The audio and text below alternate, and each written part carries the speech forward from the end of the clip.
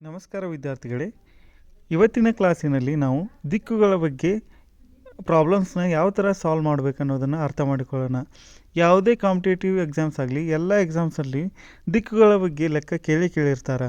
For example, ಒಂದು ಯಾವುದಾದ್ರು A ವ್ಯಕ್ತಿಯು ಉತ್ತರಕ್ಕೆ 8 ಕಿಲೋಮೀಟ್ರ್ ಚಲಿಸಿ, ಬಲಕ್ಕೆ ತಿರುಗಿ 9 ಕಿಲೋಮೀಟರ್ ಚಲಿಸಿ, ಮತ್ತೆ ಎಡಕ್ಕೆ ತಿರುಗಿ 8 ಕಿಲೋಮೀಟ್ರ್ ಚಲಿಸಿ, ತದನಂತರ ಬಲಕ್ಕೆ ತಿರುಗಿ 10 ಕಿಲೋಮೀಟರ್ ಚಲಿಸಿದನು. ಈಗ ಆ ವ್ಯಕ್ತಿಯು ಆರಂಭ ಸ್ಥಳದಿಂದ ಅಂತಿಮ ಸ್ಥಳಕ್ಕೆ ಎಷ್ಟು ದೂರದಲ್ಲಿದ್ದಾನೆ? ಹಾಗೆ ಆ ವ್ಯಕ್ತಿಯು ಆರಂಭದ ಸ್ಥಳದಿಂದ ಈಗ ನಿಂತಿರುವ ಸ್ಥಳವು ಯಾವ ದಿಕ್ಕಿನಲ್ಲಿದೆ? ಈ ಥರ ಪ್ರಶ್ನೆ ಕೇಳಿರ್ತಾರೆ.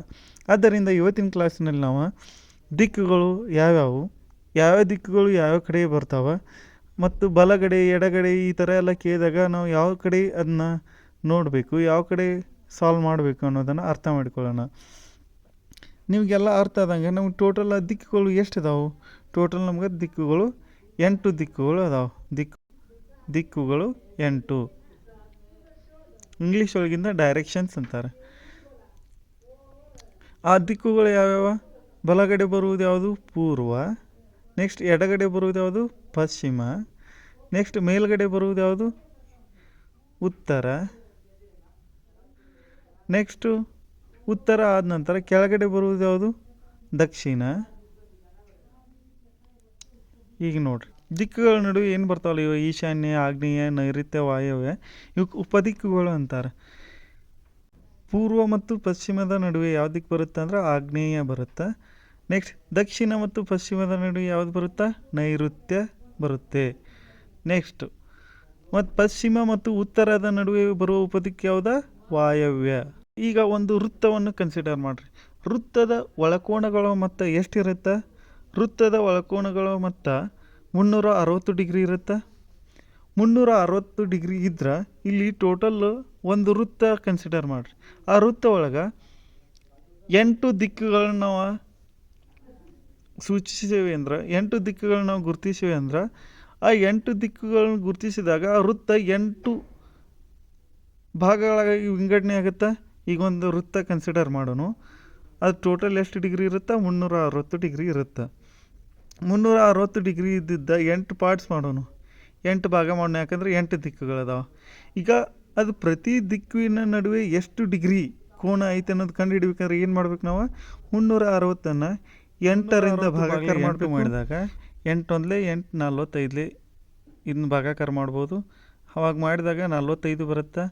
ಅಂದ್ರೆ 2 ದಿಕ್ಕುಗಳ ನಡುವೆ ಇರುವ ಕೋನ ಎಷ್ಟು? 45 ಡಿಗ್ರಿ. ಈಗ ಈಶಾನ್ಯ ಪೂರ್ವದ ನಡು 45 ಡಿಗ್ರಿ ಇರುತ್ತೆ. ಪೂರ್ವ ಮತ್ತು ಆಗ್ನೇಯದ ನಡು 45 ಡಿಗ್ರಿ ಇರುತ್ತೆ. ಆಗ್ನೇಯ ಮತ್ತು ದಕ್ಷಿಣದ ನಡುವೆ 45 ಡಿಗ್ರಿ ಕೋನ ಇರುತ್ತೆ.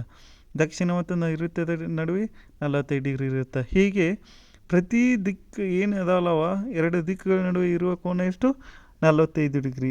ಇದು ಏನಕ್ಕೆ ಬೇಕಪ್ಪ ಅಂದ್ರೆ ಮುಂದೆ ಇದ್ರ ಮೇಲೆ ನಮ್ಗೆ ಕ್ವಶನ್ಸ್ ಕೇಳ್ತಾರೆ. ನಮ್ಗೆ ದಿಕ್ಕುಗಳ ಮೇಲೆ ಕ್ವಶನ್ಸ್ ಕೇಳುವಾಗ ಈ ಥರ ಇಷ್ಟು ಡಿಗ್ರಿ ಪ್ರದಕ್ಷಿಣಾಕಾರವಾಗಿ ತಿರುಗಿದಾಗ ಮತ್ತು ಅಪ್ರದಕ್ಷಿಣಾಕಾರವಾಗಿ ತಿರುಗಿದಾಗ ಅವರು ಯಾವ ದಿಕ್ಕಿನಲ್ಲಿದ್ದಾರೆ, ಈ ಥರ ಎಲ್ಲ ಕ್ವಶನ್ಸ್ ಕೇಳ್ತಾರೆ. ಅದಕ್ಕೆ ನಾವು ಪ್ರತಿ ಎರಡು ದಿಕ್ಕುಗಳ ನಡುವೆ ಎಷ್ಟು ಕೋನ ಇರುತ್ತೆ ಅನ್ನೋದು ನಮ್ಗೆ ಅರ್ಥ ಆಗಿರಬೇಕು. ತಿಳಿತು? ಇದು ನಮಗೆ ಈಗ ಏನು ಕಲಿಯಾಯ್ತಿಲ್ಲ, ಇದು ಬೇಸಿಕ್ಸ್. ಮುಂದೆ ಇದ್ರ ಮೇಲೆ ನಾವು ಪ್ರಾಬ್ಲಮ್ ಸಾಲ್ವ್ ಮಾಡೋಣ. ಆಯಿತು? ಉತ್ತರಕ್ಕೆ ಹೋಗುವಾಗ ಅಂದರೆ ಬಲಗಡೆ ಎಡಗಡೆ ಯಾವ ಥರ ಬರುತ್ತೈತಿ, ಮತ್ತು ದಕ್ಷಿಣಕ್ಕೆ ಹೋಗುವಾಗ ಬಲಗಡೆ ಎಡಗಡೆ ಅಂದರೆ ಯಾವ ಥರ ಬರುತ್ತೆ ಅನ್ನೋದನ್ನು ನೋಡೋಣ. ಈಗ ಇರುವ ದಿಕ್ಕುಗಳನ್ನು ನಾವು ಶಾರ್ಟ್ಕಟಾಗಿ ಯಾವ ಥರ ನೆನ್ಪಿಟ್ಕೋಬೋದು ಅಂದ್ರೆ, ಈಗ ಪ್ರತಿ ದಿಕ್ಕಿನ ಮೊದಲನೇ ಅಕ್ಷರವನ್ನು ಕನ್ಸಿಡರ್ ಮಾಡಿರಿ. ಈಗ ಉತ್ತರ ಐತಿ, ಉ ಕನ್ಸಿಡರ್ ಮಾಡಿರಿ. ಈಶಾನ್ಯ ಐತಿ, ಇ ಅಂತೇಳಿ ಕನ್ಸಿಡರ್ ಮಾಡಿರಿ. ಹಿಂಗೆ ಕನ್ಸಿಡರ್ ಮಾಡಿದಾಗ ಎಲ್ಲದ್ರದ್ದು ಉ, ಈ, ಪು, ಆ, ದ, ನೈ, ಪ, ವ ಅಂತೇಳಿ ನೆನಪಿಡ್ಬೋದು. ಅಂದರೆ ಉ, ಈ, ಪು, ಆ, ದ, ನೈ, ಪ, ವ ಅಂತೇಳಿ ನೆನಪಿಡ್ಬೋದು. ಯಾಕಂದ್ರೆ ಉತ್ತರ ಅಂತ ಮೇಲ್ ಬರುತ್ತೆ, ಅದನ್ನ ನೆನಪಿಟ್ಕೋಬೇಕು. ಉತ್ತರದಿಂದ ನೀವು ಕ್ಲಾಕ್ ವೈಸ್ ಡೈರೆಕ್ಷನ್ ಒಳಗೆ ಬರಿತಾ ಹೋದ್ರೆ ಅಂದ್ರೆ ಉ, ಈ, ಪು, ಆ, ದ, ನೈ, ಪ, ವ ಅಂಥೇಳಿ ಬರಿಬೋದು. ಅಂದರೆ ನಿಮ್ಗೆ ಈಸಿ ಆಗುತ್ತೆ ಇದನ್ನ ನೆನಪಿಡಾಕೆ. ಈಗ ಕೆಲವೊಂದು ಲೆಕ್ಕ ಕೇಳಿರ್ತಾರೆ ನೋಡ್ರಿ. ಒಬ್ಬ ವ್ಯಕ್ತಿಯು ಪೂರ್ವಕ್ಕೆ ಹೋಗಿ ನಂತರ ಬಲಗಡೆ ತಿರುಗಿದನು, ನಂತರ ಎಡಗಡೆ ತಿರುಗಿದನು, ಈ ಥರ ಎಲ್ಲ ಕ್ವಶನ್ಸ್ ಕೇಳಿರ್ತಾರೆ. ಈಗ ಮೊದಲು ನಾವು ಏನು ಕಲಿಯೋಣ ಅಂದ್ರೆ, ಈಗ ಪೂರ್ವಕ್ಕೆ ಹೋದಾಗ ಬಲಗಡೆ ಯಾವ ಕಡೆ ಬರುತ್ತಾ, ಎಡಗಡೆ ಯಾವ ಕಡೆ ಬರುತ್ತಾ ಅನ್ನೋದನ್ನು ಈಗ ಎಲ್ಲ ಡೈರೆಕ್ಷನ್ಸ್ಗೆ ನೋಡ್ತಾ ಹೋಗೋಣ. ಈಗ ಫಸ್ಟ್ ಒಬ್ಬ ವ್ಯಕ್ತಿ ಪೂರ್ವಕ್ಕೆ ಅಂದರೆ ಬಲಗಡೆ ಅಂದರೆ ಪೂರ್ವಕ್ಕೆ ಹೊರಟಾನು. ಪೂರ್ವಕ್ಕೆ ಹೊರಟಾನಂದ್ರೆ ಈಗ ಪೂರ್ವ ಅಂತೇಳಿ ಇದನ್ನ ಕನ್ಸಿಡರ್ ಮಾಡಿರಿ. ಹೌದು, ಈಗ ಪೂರ್ವಕ್ಕೆ ಹೊರಟಾನ. ಹೋಗುವಾಗ ಬಲಗಡೆ ಅಂದರೆ ಎಲ್ಲಿ ಬರುತ್ತೆ? ಈ ಸೈಡ್ ಕೆಳಗಡೆ ಬರುತ್ತೆ, ಏನು ಮೇಲ್ಗಡೆ ಬರುತ್ತೆ? ಬಲಗಡೆ ಅಂದರೆ ಇಲ್ಲಿ ಬರುತ್ತೆ, ಕೆಳಗಡೆ ಬರುತ್ತಾ? ಕೆಳಗಡೆ ಬರುತ್ತದ ಬಲಗಡೆ. ಯಾಕಂದ್ರೆ ಅವ್ನು ಬಲಗಡೆ ಟರ್ನ್ ಆದಂದ್ರೆ ಈ ಸೈಡ್ ಬರ್ತಾನೆ. ನೆಕ್ಸ್ಟ್ ಎಡಗಡೆ ಅಂದರೆ ಯಾವ ಸೈಡ? ಮೇಲೆ ಎಡಗಡೆ. ಅರ್ಥ ಆಯಿತು? ಲೆಫ್ಟ್ ಟರ್ನ್ ಆ ಕಡೆ ಲೆಫ್ಟ್ ಟರ್ನ್ ಆಗುತ್ತೆ ಅವನು. ನೆಕ್ಸ್ಟ್ ಅದೇ ರೀತಿ ಈಗ ಯಾವ ತೊಗೊಂಡು? ಪಶ್ಚಿಮ ತೊಗೊಂಡು.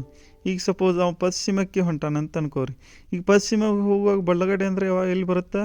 ಇಲ್ಲಿ ಉಲ್ಟಾ ಆಗುತ್ತೆ ನೋಡ್ರಿ, ಅಂದ್ರೆ ಅಪೋಸಿಟ್ ಆಗುತ್ತೆ. ಈಗ ಬಲಗಡೆ ಅಂದರೆ ಏನಾಗುತ್ತೆ? ಬಲಗಡೆ ಅಂದ್ರೆ ಮ್ಯಾಲಾಗುತ್ತೆ. ಈಗ ಪಶ್ಚಿಮ ಡೈರೆಕ್ಷನ್ಗೆ ಹೊಂಟಾನ. ಪಶ್ಚಿಮಕ್ಕೆ ಹೋಗುವಾಗ ಬಲಗಡೆ ಅಂದರೆ ಮೇಲ್ ಬರುತ್ತೆ ನೋಡ್ರಿ, ಆ ಮೇಲಿನ ಸೈಡ್.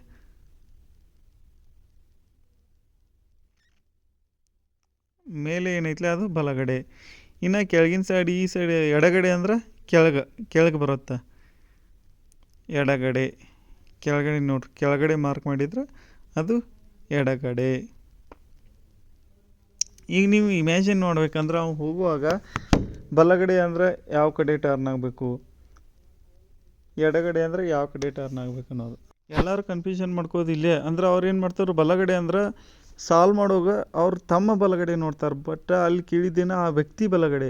ಅದಕ್ಕೆ ಆ ವ್ಯಕ್ತಿ ಯಾವ ಡೈರೆಕ್ಷನ್ದಾಗ ಹೊಂಟಾನು, ಬಲಗಡೆ ಅಂದ್ರೆ ಅವ್ನು ಯಾವ ಕಡೆ ಟರ್ನ್ ಆಗಬೇಕು ಅನ್ನೋದು ನೀವು ಒಂಥರ ಇಮ್ಯಾಜಿನ್ ಮಾಡ್ಬೇಕು. ಈಗ ಆ ಕಡೆ ಹೋಗುವಾಗ ಅದು ಬಿಟ್ಟು ನೀವೇನು ನಿಮ್ಮ ಬಲಗಡೆ ನಿಮ್ಮ ಎಡಗಡೆ ನೋಡೋ ಹಾಗಿಲ್ಲ. ಯಾವ ವ್ಯಕ್ತಿಯ ಬಗ್ಗೆ ಲೆಕ್ಕ ಸಾಲ್ವ್ ಮಾಡತ್ತರಲೆ ಆ ವ್ಯಕ್ತಿಯ ಬಲಗಡೆ ಎಡಗಡೆ ಯಾವ ಕಡೆ ಬರುತ್ತೆ ಅನ್ನೋದು ನೀವು ಅರ್ಥ ಮಾಡ್ಕೋಬೇಕು. ಈಗ ಒಬ್ಬ ವ್ಯಕ್ತಿ ದಕ್ಷಿಣ ದಿಕ್ಕಿಗೆ ಹೊರಟಿದ್ದಾನೆ ಅಂತೇಳಿ ಕನ್ಸಿಡರ್ ಮಾಡೋಣ. ಅಂದ್ರೆ ದಕ್ಷಿಣ ದಿಕ್ಕಿಗೆ ಹೊರಡುವಾಗ ನಾವು ಬಲಗಡೆ ಅಂದರೆ ನಾವು ಯಾವ ಕಡೆ ಕನ್ಸಿಡರ್ ಮಾಡಬೇಕು, ಎಡಗಡೆ ಅಂದರೆ ಯಾವ ಕಡೆ ಕನ್ಸಿಡರ್ ಮಾಡಬೇಕು ಅನ್ನೋದನ್ನು ಅರ್ಥ ಮಾಡಿಕೊಳ್ಳೋಣ. ಈಗ ದಕ್ಷಿಣಕ್ಕೆ ಹೊರಟಾನವ. ದಕ್ಷಿಣಕ್ಕೆ ಹೋಗುವಾಗ ಅವನ ಬಲಗಡೆ ದಿಕ್ಕು ಯಾವಾಗ ಬರುತ್ತೆ? ಈ ಕಡೆ ಬರುತ್ತೆ, ಬಲಗಡೆ. ನೆಕ್ಸ್ಟ್ ಎಡಗಡೆ ಅಂದರೆ ಯಾವ ಕಡೆ ಬರುತ್ತೆ? ಎಡಗಡೆ ಅಂದರೆ ಈ ಕಡೆ ಬರುತ್ತೆ, ಎಡಗಡೆ. ಅರ್ಥ ಆಯಿತು? ನೆಕ್ಸ್ಟ್ ಈಗ ಹಾಗೆ ಉತ್ತರಕ್ಕೆ ನೋಡೋಣ. ಉತ್ತರಕ್ಕೆ ಹೋಗುವಾಗ ಅಂದಾಗ ಈಗ ಉತ್ತರಕ್ಕೆ ಹೊಂಟಾನ ಅಂದ್ರೆ ಬಲಗಡೆ ಈ ಸೈಡ್ ಬರುತ್ತೆ, ಹೌದು. ನೆಕ್ಸ್ಟ್ ಎಡಗಡೆ ಅಂದ್ರೆ ಈ ಸೈಡ್ ಬರುತ್ತಾ, ಎಡಗಡೆ, ಹೌದು. ಅರ್ಥ ಆಯ್ತಂದ್ರೆ ಒಬ್ಬ ವ್ಯಕ್ತಿ ಯಾವುದೇ ದಿಕ್ಕಿನಲ್ಲಿ ಹೊಂಟರು ಅವ್ನ ಬಲಗಡೆ ಯಾವ ಕಡೆ ಬರುತ್ತೆ, ಎಡಗಡೆ ಯಾವ ಕಡೆ ಬರುತ್ತೆ ಅನ್ನೋದನ್ನು ಅರ್ಥ ಮಾಡಿಕೊಂಡಿವಿ. ಇನ್ನೊಂದು ಕಾನ್ಸೆಪ್ಟ್ ಏನು ಬರುತ್ತೆ ಅಂದ್ರಪ್ಪ, ದಿಕ್ಕುಗಳಿಗೆ ಸಂಬಂಧಪಟ್ಟಂಗೆ ಲೆಕ್ಕ ಸಾಲ್ವ್ ಮಾಡುವಾಗ ನೀವೆಲ್ಲ ಕೇಳಿರ್ಬೋದು ಪೈಥಾಗೋರಸ್ನ ಪ್ರಮೇಯ ಪ್ರಕಾರ. ಪೈಥಾಗೋರಸ್ನ ಪ್ರಮೇಯ ಕೇಳಿರಿ. ಪೈಥಾಗೋರಸ್ನ ಪ್ರಮೇಯ ಯಾಕೆ ಯೂಸ್ ಆಗುತ್ತೆ ಅಂದರೆ ನಮ್ಗೆ ಒಂದು ಆರಂಭದ ಸ್ಥಳದಿಂದ ಅಂತಿಮ ಸ್ಥಳಕ್ಕೆ ಒಬ್ಬ ವ್ಯಕ್ತಿಯು ಚಲಿಸಿದ ದೂರವನ್ನು ಕಂಡುಹಿಡಿಬೇಕಂದ್ರೆ ನಾವು ಅಲ್ಲಿ ಪೈಥಾಗೋರಸ್ನ ಪ್ರಮೇಯ ಯೂಸ್ ಮಾಡ್ತೀವಿ. ಪೈಥಾಗೋರಸ್ನ ಪ್ರಮೇಯ ಏನು ಹೇಳುತ್ತಂದ್ರೆ ಒಂದು ಲಂಬಕೋನ ತ್ರಿಭುಜದಲ್ಲಿ ಪಾರ್ಶ್ವಬಾಹು ಮತ್ತು ಅಭಿಮುಖ ಬಾಹುಗಳ ವರ್ಗಗಳ ಮೊತ್ತವು ವಿಕರ್ಣದ ವರ್ಗಕ್ಕೆ ಸಮನಾಗಿರುತ್ತದೆ ಅಂತೇಳಿ ಹೇಳ್ತಾರೆ. ಈಗ ನೋಡ್ರಿ, ಒಂದು ಲಂಬಕೋನ ತ್ರಿಭುಜ ಕನ್ಸಿಡರ್ ಮಾಡ್ರಿ. ಇದೊಂದು ಲಂಬಕೋನ ತ್ರಿಭುಜ ಐತಿ. ಈಗ ಪೈಥಾಗೋರಸ್ನ ಪ್ರಮೇಯ ಯಾವ ಥರ ವರ್ಕ್ ಆಗುತ್ತಾ ನೋಡೋಣ. ಈಗ ಮೊದಲು ನಾವು 3 ಶೃಂಗ ಬಿಂದುಗಳು ಅಂದರೆ 3 ಕಡೆ ನೇಮಿಂಗ್ಸ್ ಕೊಡ್ನು ತ್ರಿಭುಜಕ್ಕೆ ಎ ಬಿ ಸಿ. ಅಂದರೆ ಇದು ತ್ರಿಭುಜ ಎ ಬಿ ಸಿ ಐತಿ. ಲಂಬಕೋನ ತ್ರಿಭುಜ ಏನೈತಿ? ಎ ಬಿ ಸಿ ಅಂತೇಳಿ ಐತಿ. ಈಗ ಲಂಬಕೋನ ತ್ರಿಭುಜ ಅಂದ್ರೆ ಬಿ ಇದ್ದಲ್ಲಿ ಕೋನ ಎಷ್ಟಿರಬೇಕು? ಎಷ್ಟೈತದ? 90 ಡಿಗ್ರಿ ಐತೆ ನೋಡ್ರಿ. ಆದ್ದರಿಂದ ಅದು ಲಂಬಕೋನ ತ್ರಿಭುಜ. ಈ ತ್ರಿಭುಜ ಒಳಗೆ ಎ ಬಿ ಅಭಿಮುಖ ಬಾಹು. ನೆಕ್ಸ್ಟ್ ಎ ಬಿ ಏನು? ಅಭಿಮುಖ ಬಾಹು. ಬಿ ಸಿ ಐತ್ಲ, ಬಿ ಸಿ ಇದ್ದಿದ್ದ ಪಾರ್ಶ್ವಬಾಹು ಅಂತಾರೆ. ಅದಕ್ಕೆ ಏನಂತಾರು? ಪಾರ್ಶ್ವಬಾಹು. ಇನ್ನು ಉಳಿದಿದ್ದ ಬಾಹು ಯಾವ್ದ? A C. ಎ ಸಿಗೆ ವಿಕರ್ಣ ಅಂತಾರೆ.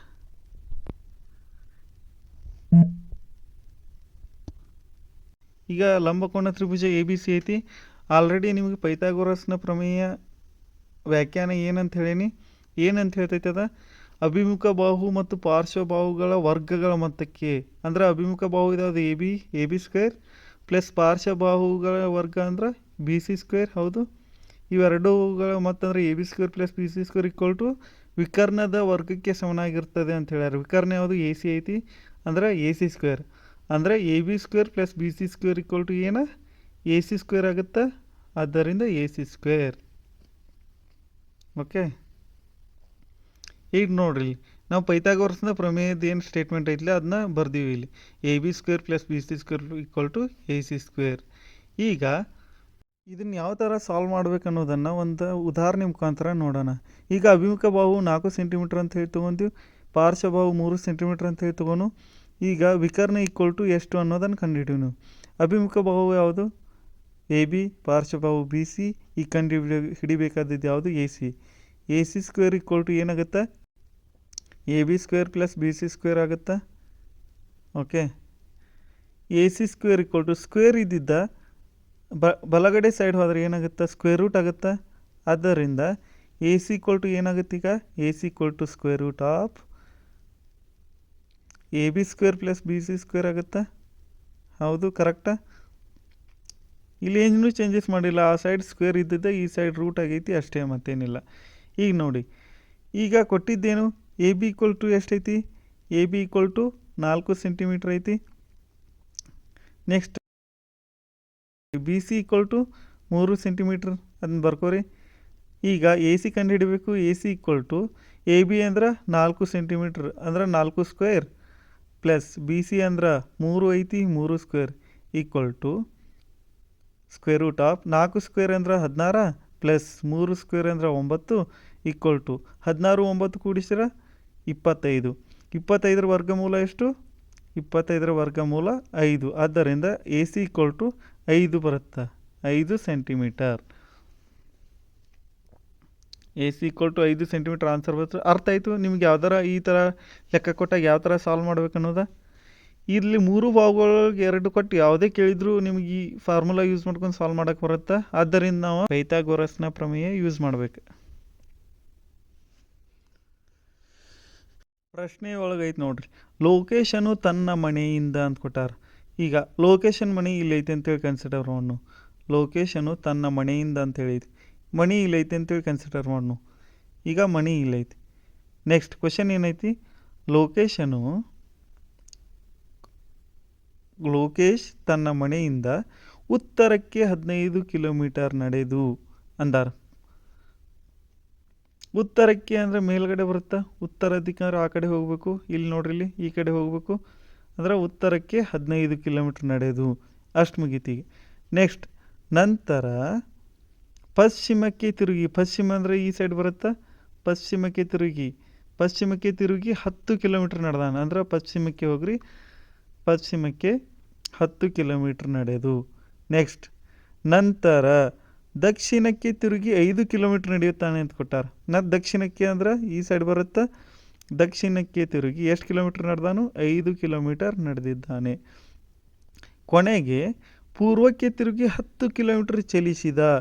ಮತ್ತು ಪೂರ್ವಕ್ಕೆ ಅಂದರೆ ಈ ಕಡೆ ಬರುತ್ತಾ, ಪೂರ್ವಕ್ಕೆ ತಿರುಗಿ ಎಷ್ಟು ಕಿಲೋಮೀಟ್ರ್ ನಡೆದಾನು, 10 ಕಿಲೋಮೀಟ್ರ್ ನಡೆದಾನು. ಹೌದು, ಪೂರ್ವಕ್ಕೆ ತಿರುಗಿ 10 ಕಿಲೋಮೀಟ್ರ್ ನಡೆದಾನ ಅಂದರೆ ಅದು 10 ಕಿಲೋಮೀಟ್ರ್ ಅಂತೇಳಿ ಇದು ಮಾಡೋಣ. ಈಗ ನೋಡ್ರಿ, ಈಗ ತನ್ನ ಮನೆಯಿಂದ ಅವನು ಯಾವ ದಿಕ್ಕಿನಲ್ಲಿ ಇದ್ದಾನೆ ಅಂತ ಅಂತಾರೆ. ಅವ್ರ ಮನೆ ಇಲ್ಲೈತಿ, ಇಲ್ಲಿಂದ ಅವ ಈಗಿರೋ ದಿಕ್ಕು ಯಾವ್ದು ಅಂತೇಳಿ ಕೇಳ್ಯಾರ ಅವ್ರು. ಹೌದು, ಈಗ ನೋಡ್ರಿ ನೀವು ಆ ಮನೆಯಿಂದ ಅವ ಯಾವ ದಿಕ್ಕಿನಾಗ ಅದಾನ. ಈಗ ಮನೆಯು ಆರಂಭದ ಸ್ಥಳ ಆಗಿತ್ತು, ಅಲ್ಲಿಂದ ಈಗ ಅವ ಇರೋದ ಅಲ್ಲಿ ಅದಾನ. ಅಲ್ಲಿದ್ರೆ ಅದ ಯಾವ ದಿಕ್ಕಿನಾಗೈತಿ ಮನೆಯಿಂದ.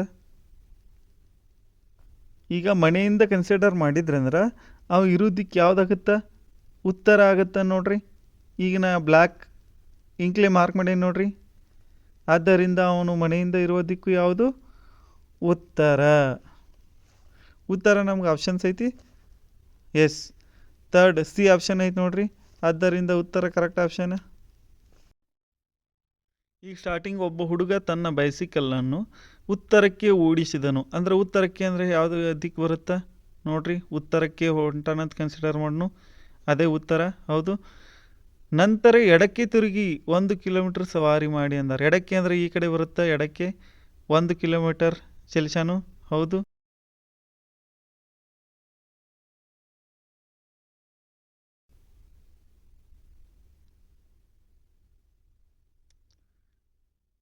ಎಡಕ್ಕೆ 1 ಕಿಲೋಮೀಟರ್ ಸವಾರಿ ಮಾಡಿ ಅಂದಾರ. 1 ಕಿಲೋಮೀಟ್ರ್ ಬರ್ದೀವಿ. ನೆಕ್ಸ್ಟ್ ಮತ್ತೆ ಎಡಕ್ಕೆ ತಿರುಗಿ 2 ಕಿಲೋಮೀಟರ್ ಸವಾರಿ ಮಾಡಿದನು ಅಂತೇಳಿ ಐತಿ. ಮತ್ತೆ ಎಡಕ್ಕೆ ಅಂದರೆ ಕೆಳಗಡೆ ಬರುತ್ತೆ. ಮತ್ತೆ ಎಡಕ್ಕೆ 2 ಕಿಲೋಮೀಟರ್ ಸವಾರಿ ಮಾಡಿದನು. ಅವನು ತನ್ನ ಪ್ರಾರಂಭದ ಸ್ಥಳದಿಂದ ಪಶ್ಚಿಮಕ್ಕೆ 1 ಕಿಲೋಮೀಟರ್ ದೂರದಲ್ಲಿದ್ದಾನೆ ಅಂತ ಕೊಟ್ಟಾರ. ಪ್ರಾರಂಭದ ಸ್ಥಳ ಯಾವುದು ಗೊತ್ತಿಲ್ಲ, ಬಟ್ ಅಲ್ಲಿಂದ ಪಶ್ಚಿಮಕ್ಕೆ ಎಷ್ಟು ದೂರ ಅದಾನು? 1 ಕಿಲೋಮೀಟರ್ ದೂರ ಅದಾನು. ಹೌದು, ಪ್ರಾರಂಭದ ಸ್ಥಳದಿಂದ ಅವನಿಗೆ ಪಶ್ಚಿಮಕ್ಕೆ ಅದಾನಂದ್ರೆ ಅವನ ಪ್ರಾರಂಭದ ಸ್ಥಳದ ಯಾವ ಕಡೆ ಇರುತ್ತೆ? ಪೂರ್ವಕ್ಕೆ ಇರುತ್ತೆ. ಹೌದು, ಅದರಿಂದ ಅಲ್ಲಿಂದ ಅಲ್ಲಿಗೆ ಪೂರ್ವಕ್ಕೆ ಎಷ್ಟ? 1 ಕಿಲೋಮೀಟರ್. ನೆಕ್ಸ್ಟ್ ಕ್ವೆಶನ್ ಏನೈತಿ? ಆರಂಭದಲ್ಲಿ ಅವನು ಉತ್ತರಕ್ಕೆ ಎಷ್ಟು ದೂರ ಸವಾರಿ ಮಾಡಿದನು ಅಂತ ಕೇಳ್ಯಾರ. ಈಗ ಅಲ್ಲೇನು ಗ್ಯಾಪ್ ಐತ್ಲೆ, ಅಂದ್ರೆ ಮೊದಲು ಉತ್ತರಕ್ಕೆ ಏನು ಹೊರಟಿರ್ತಾನಲ್ಲ, ಈಗ ಪ್ರಾರಂಭದ ಸ್ಥಳ ಸಿಕ್ಕೈತಿ. ಆ ಗ್ಯಾಪ್ ಇದ್ದಿದ್ದ ಡಿಸ್ಟೆನ್ಸ್ ಎಷ್ಟಾಗತ್ತೆ ನೋಡ್ರಿ. ಅದಕ್ಕೆ ಪ್ಯಾರಲಲ್ ಆಗಿ ಇಲ್ಲಿ ಐತ್ಲೆ, ಅದೇ ಡಿಸ್ಟೆನ್ಸ್ ಅಲ್ಲಿ ಇರುತ್ತೆ. ಪ್ಯಾರಲಲ್ ಆಗಿ ಎಷ್ಟು ಐತೆ ಅಲ್ಲಿ? ಪ್ಯಾರಲಲ್ ಆಗಿ 2 ಕಿಲೋಮೀಟ್ರ್ ಐತಿ. 2 ಕಿಲೋಮೀಟ್ರ್ ಇತ್ತಂದ್ರೆ ಅಲ್ಲೂ ಅಲ್ಲಿ ಗ್ಯಾಪ್ ಡಿಸ್ಟೆನ್ಸ್ ಇದ್ದಲ್ಲಿ ಉತ್ತರಕ್ಕೆ ಚಲಿಸೋದೇನು ಚಲಿಸಲ್ಲ, ಆ ಡಿಸ್ಟೆನ್ಸ್ ಎಷ್ಟು ಇರುತ್ತೆ? ಅದು ಸಮಾನಾಂತರವಾಗಿ 2 ಕಿಲೋಮೀಟ್ರ್ ಅಂತಲೇ ಅದು 2 ಕಿಲೋಮೀಟ್ರ್ ಇರುತ್ತೆ. ಪ್ರಾರಂಭದಲ್ಲಿ ಅವನು ಉತ್ತರಕ್ಕೆ ಚಲಿಸಿದ್ದು. ಹೌದು, ಆದ್ದರಿಂದ ಅದೆಷ್ಟು? 2 ಕಿಲೋಮೀಟರ್. 2 ಕಿಲೋಮೀಟ್ರ್ ಆಪ್ಷನ್ ಐತೆ ನೋಡ್ರಿ. ಬಿ ಆಪ್ಷನ್ ಐತೆ ನೋಡ್ರಿ, 2 ಕಿಲೋಮೀಟ್ರ್ ಅಂಥೇಳಿ. So correct answer is 2 kilometres. Option B mark ಮಾಡಿರಿ.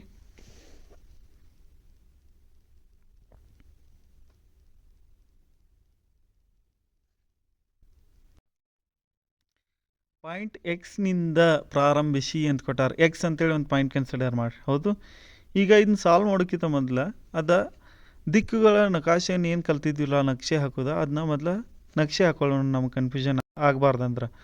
ಈಗ ನೋಡ್ರಿ, ನಕ್ಷೆ ಹಾಕಿದ್ವಿ. ಈಗ ಪೂರ್ವ, ಪಶ್ಚಿಮ, ಉತ್ತರ, ದಕ್ಷಿಣ. ಹೌದು, ಎಕ್ಸ್ನಿಂದ ಪ್ರಾರಂಭಿಸಿ ಜಯಂತ್ ಪಶ್ಚಿಮಕ್ಕೆ 15 ಮೀಟ್ರ್ ನಡೆದನು ಅಂತ ಕೊಟ್ಟಾರ. 15 ಮೀಟ್ರ್ ಪಶ್ಚಿಮ ಅಂದ್ರೆ ಆ ಸೈಡ್ ಬರುತ್ತೆ. ನಾ ಮಾರ್ಕ್ ಮಾಡಿಲ್ಲ ಆ ಸೈಡ. ಎಷ್ಟು ಮೀಟ್ರ್ ನಡೀತಾನು? 15 ಮೀಟರ್ ನಡೆದಾನು. 15 ಮೀಟ್ರ್ ಅಂತೇಳಿ ಗುರ್ತಾ ಮಾಡೋಣ. ನೆಕ್ಸ್ಟ್ ಎಡಕ್ಕೆ ತಿರುಗಿ ಅಂದರೆ ಯಾವ ಕಡೆ ಬರುತ್ತೆ? ಕೆಳಗಡೆ ಬರುತ್ತೆ. ಎಡಕ್ಕೆ ತಿರುಗಿ ಎಷ್ಟು ನಡೆದಾನು? 20 ಮೀಟರ್ ನಡೆದರು. 20 ಮೀಟರ್ ಅಂದ್ರೆ ಈಗ ಎಕ್ಸ್ ಕೆಳಗಡೆ ಒಂದು ಲೈನ್ ಹೊಡೀರಿ, ಒಂದು ಲೈನ್ ತೆಗೆದು ಅದಕ್ಕೆ 20 ಮೀಟರ್ ಅಂತೇಳಿ ಗುರ್ತಾ ಮಾಡಬೇಕು. ಹೌದು,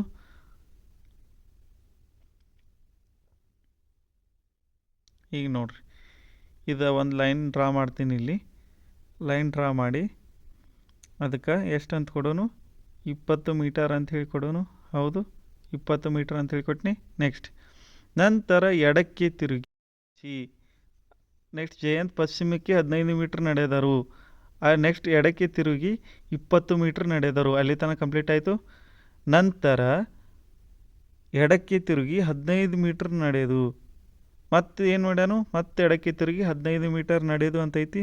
ಎಡಕ್ಕೆ ಅಂದರೆ ಯಾವ ಕಡೆ ಬರುತ್ತೆ? ಈ ಕಡೆ ಬರುತ್ತೆ. ಹೌದು, ಎಷ್ಟು ಮೀಟ್ರ್ ನಡೆದಾನು? 15 ಮೀಟ್ರ್ ನಡೆದಾನು.